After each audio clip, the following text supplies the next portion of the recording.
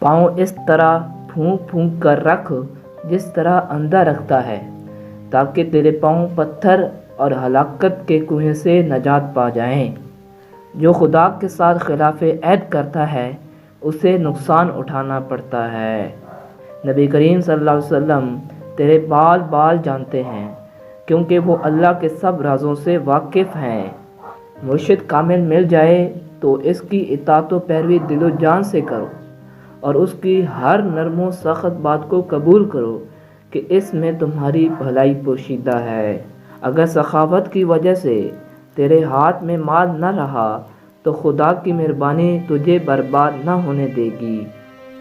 اللہ تعالیٰ کی طرف سے مصائب تنبیہ کے لیے آتے ہیں، یہ عین رحمت ہوتے ہیں تاکہ تجھے غفلت سے بیداری حاصل ہو سکے۔ بلبل کو اس کی سریلی آواز اور میٹھے گیت کے لیے قید کر دیا جاتا ہے۔ کیا کسی نے سنا ہے کہ کبھی کسی نے کبے کو پنجرے میں ڈالا ہو؟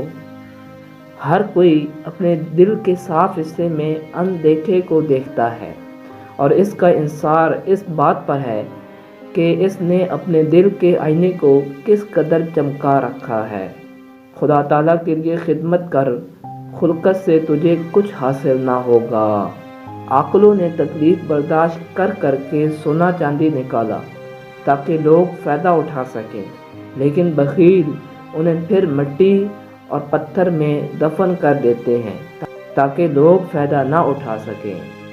جس وقت آپ یہ قبول کر لیتے ہو کہ آپ کو کون سی مصیبتیں دی جاتی ہیں، دروازہ کھل جائے گا۔ میں نے بہت سے انسان دیکھے ہیں جن کے بدن پر لباس نہیں ہوتا، اور بہت سے لباس دیکھے ہیں جن کے اندر انسان نہیں ہوتا۔ اگر تو بیکار پتھر ہے تو صاحب علم کے پاس بیٹھ، گوہر بن جائے گا۔ جس شخص نے زندگی میں سرکار دو عالم صلی اللہ علیہ وسلم سے عشق نہیں کیا تو اس شخص نے خود کو زندہ ہی جہنم میں ڈال دیا۔ تیری داڑھی تیرے بعد پیدا ہوئی مگر سفید ہو گئی، اور تو ابھی تک ویسا کا ویسا کالا ہے۔ تھوڑی دیر کے لیے قبرستان جا اور خاموشی سے بیٹھ اور ان بولنے والوں کی خاموشی کو دیکھ۔